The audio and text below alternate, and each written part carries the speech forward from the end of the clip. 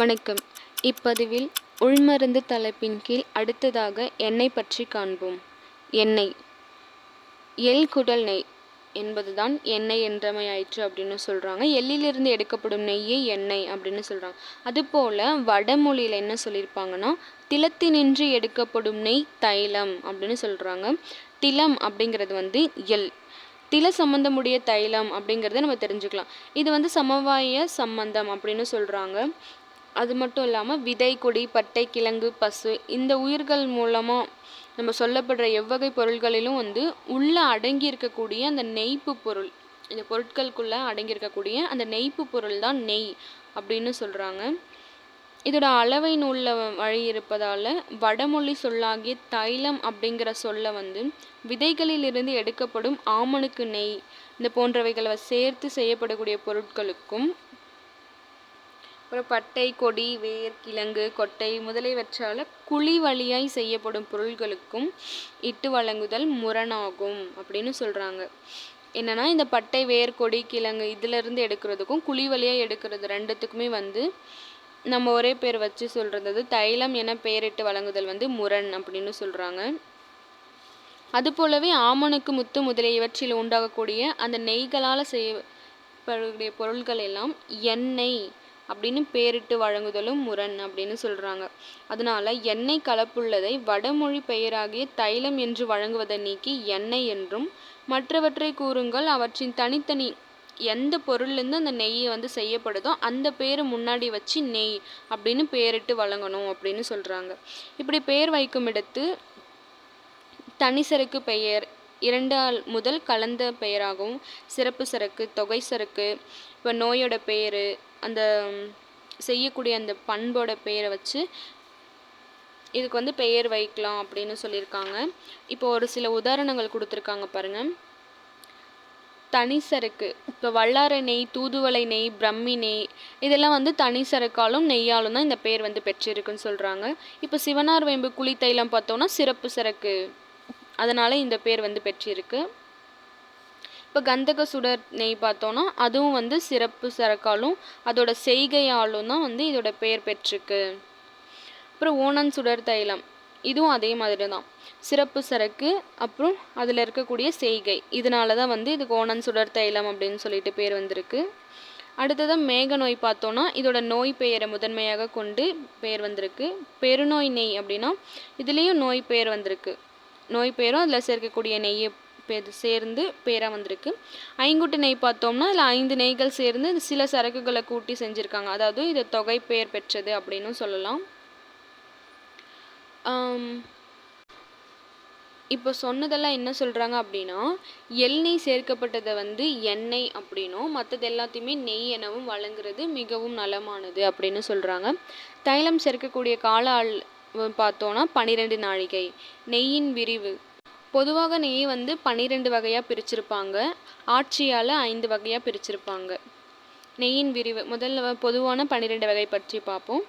கொதிநெய், கொதிநெய் எப்படின்னா, ஆமணுக்கு, முத்து முதலியவற்றை வறுத்து இடித்து தண்ணியில் கலந்து நம்ம அடுப்பேற்றி கொதிக்க வைக்கும்போது அதிலிருந்து பிறக்கக்கூடிய அந்த நெய் தான் கொதி நெய் அப்படின்னு சொல்கிறாங்க. உதாரணம் பாவன பஞ்சாங்குல தைலம் அப்படின்னு சொல்கிறாங்க.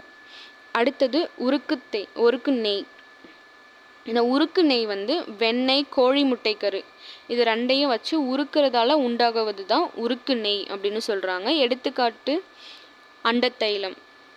அடுத்ததாக புடநெய் அல்லது குழிப்புட நெய். இதில் என்ன சொல்லியிருப்பாங்கன்னா, அடியில் சிறு சிறு துளைகள் இட்டு ஒரு குடத்தில் சேங்கொட்டை, சிவனார் வேம்பு முதலியவற்றை செய்ய வேண்டியபடி நம்ம செஞ்சு நிரப்பி மேலே மூடி அந்த வாய்க்கு மண் சீலை செஞ்சு ஒரு குழி தோண்டி அடியில் பீங்கானை வச்சுட்டு அந்த சட்டியாவது பீங்காய் இல்லை சட்டி ஏதாச்சும் வச்சுக்கலாம். அதுக்கு மேலே சரக்கு போட்டு அந்த குடத்தை வச்சு புடம் போட்டு அடியில் இருக்கக்கூடிய அந்த சட்டியில் அந்த நெய் இறங்கும்.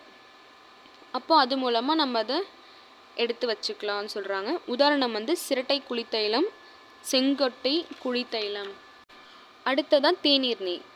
சந்தனக்கட்டை முதலிய மணமுள்ள பொருட்களை நம்ம தூளாக்கி பானையில் போட்டு தண்ணீர் விட்டு பட்டி கட்டி இருக்கிறது தான் தீநீர் பிறப்பது அப்படின்னு சொல்லியிருக்காங்க. உதாரணம் சந்தன தைலம், ஓம தைலம், சோம்பு தைலம் இவைகளெல்லாம் தீநீர் நெய் அப்படின்னு சொல்கிறாங்க. அடுத்ததாக சூரியப்புட நெய் அல்லது ஆதவ நெய். இதில் என்ன சொல்லியிருப்பாங்கன்னா, எள்ளோட சில சரக்குகளை நம்ம வந்து சேர்த்தரைத்த இந்த கற்க மருந்து சூரியனோட வன்மையில் வந்து நம்ம வெயிலில் வைக்கிறோம். அந்த வெயிலில் வைக்கும் போது அந்த சூட்டால் பிறக்கிறது தான் வந்து சூரியப்புட நெய் அப்படின்னு சொல்கிறாங்க. உதாரணம் வந்து பொடுதலை தைலம், சதாப்பு தைலம் அப்படின்னு சொல்கிறாங்க. அடுத்ததாக மண்ணெய். ஓதமில்லாத பூமிக்குள்ளிருந்து கொப்பளித்து தானே வெளிப்படுவது. பூமியிலிருந்து அதுவாக கொப்பளித்து மேலே வர்றது தான் வந்து மண்ணெய் அப்படின்னு சொல்கிறாங்க. அடுத்ததாக மரநெய். இது வந்து மரத்திலிருந்து வெட்டப்படக்கூடிய இடத்துல இருந்து பிறப்பது அப்படின்னு சொல்கிறாங்க. அந்த மரத்தை வெட்டும் போது பிசின் மாதிரி வரும்ல, அதை தான் சொல்லியிருக்காங்க. சிலை நெய் அப்படின்னு பார்த்தோன்னா இது வந்து உயர்ந்த மலைகளிலிருந்து வழிவது அப்படின்னு சொல்லியிருக்காங்க. புறையோட புண்களுக்கு வந்து சிலை வைத்து போடுவது அப்படின்னு சொல்லலாம். அடுத்ததான் நீர்நெய். இது வந்து புனுகுச்சட்டை முதலியவைகளை இடித்து நன்றாக நசுக்கி நம்ம தண்ணியில் ஊற வைக்கிறது மூலமாக உண்டாகுது அப்படின்னு சொல்லியிருக்காங்க. ஆவிநெய். இது வந்து மட்டிப்பால், சாம்பிராணி முதலிய சரக்குகளை வந்து நெருப்பில் காய்ந்த மண் சட்டியில் போட்டு அதுக்கு மேலே நம்ம தண்ணீர் விட்டு நிறைந்த ஒரு தட்டு ஒன்று வைக்கிறோம். அந்த புகையால் பிறக்கிறது தான் வந்து ஆவிநெய் அப்படின்னு சொல்கிறாங்க. உதாரணம் வந்து மெழுகு தைலம். இப்போ சுடர் நெய். சுடர் நெய் வந்து எப்படி செய்கிறாங்கன்னா, இது கந்தகம் முதலிய சரக்குகளை வந்து எந்த நெய்யில் வந்து செய்யணும்னு சொல்லப்பட்டிருக்கோ அந்த நெய்யில் சேர்த்து அரைச்சி ஒரு துணி துண்டில் வந்து தண்ணீரில் நனைச்சி கசக்கி அதிலிருந்து அந்த கஞ்சி எல்லாம் போக்கிட்டு உலர்த்திட்டு அந்த துணியை தடவிட்டு ஒரு இரும்பு கதிரியை சுற்றி வந்து நம்ம கட்டுறோம். அதை கட்டிட்டு ஒரு முளையில் வந்து கொளுத்தி பிடிச்சோம் அப்படின்னா சுடரோடு இறங்குறது தான் வந்து சுடர் நெய் அப்படின்னு சொல்கிறாங்க.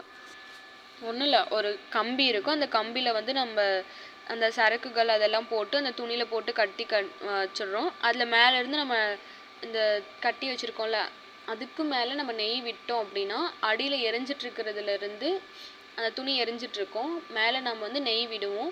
அது சுடர் மாதிரி கீழே அப்படியே விழும்.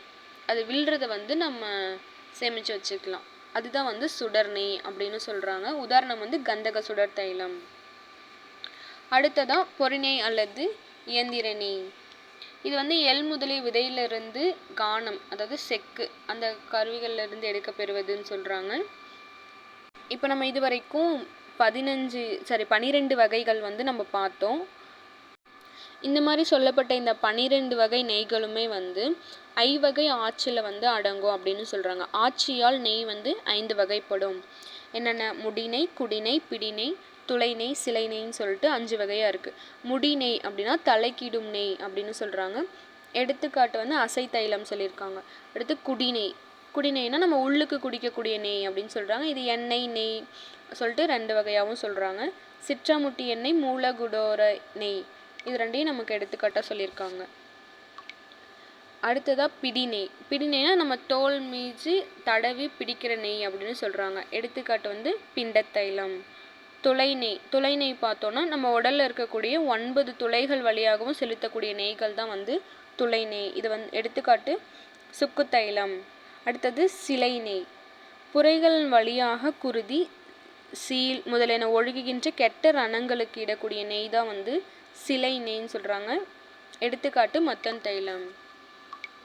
தைலங்களின் சுத்தி முறை பார்த்தோம் அப்படின்னா, இல்லை குடிப்பதற்கேனும் மூழ்குவதற்கேனும் அடை மாதிரி தட்டி போட்டு காய்ச்சி அது தைல வகைகளில் வந்து சுடுகை ஆறுவதே சுத்தி அப்படின்னு சொல்லியிருக்காங்க. குடிநீர், ரசம், பால் இவற்றை சேர்த்து நம்ம காய்ச்சும் தைலங்களை வந்து 1/2 முதல் 3 நாள் வரைக்கும் நம்ம பயன்படுத்தாது வைத்திருப்பது தான் அதோட சுத்தின்னு சொல்லியிருக்காங்க. இப்போ சிறு தைல முறைகளின்றி மிகுந்த கற்காதிகளை சேர்த்து செய்யப்படும் இந்த பெருந்தைல வகைகள் எல்லாமே வந்து 3 நாள் முதல் 1 மண்டலம் வரைக்கும் கருப்பு நெல்லுக்குள்ளே வந்து நம்ம புதைச்சி வச்செடுக்கிறது தான் சுத்தின்னு சொல்லியிருக்காங்க. பூமிப்புடம் வைத்தெடுப்பதும் சுத்தி தான். மேற்படி இந்த சுத்தி முறைகள் வந்து நெற்புட சுத்தி தான் வந்து ரொம்ப சிறப்பான சுத்தி அப்படின்னு சொல்லியிருக்காங்க.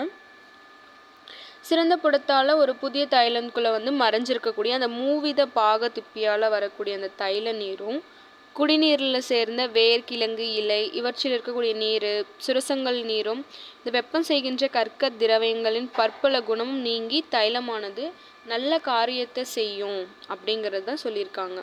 இப்படி நெற்புடத்தில் நம்ம போட்டு சுத்தி செய்கிறது மூலமாக. அடுத்ததாக தைலம் காய்ச்சும் விதி.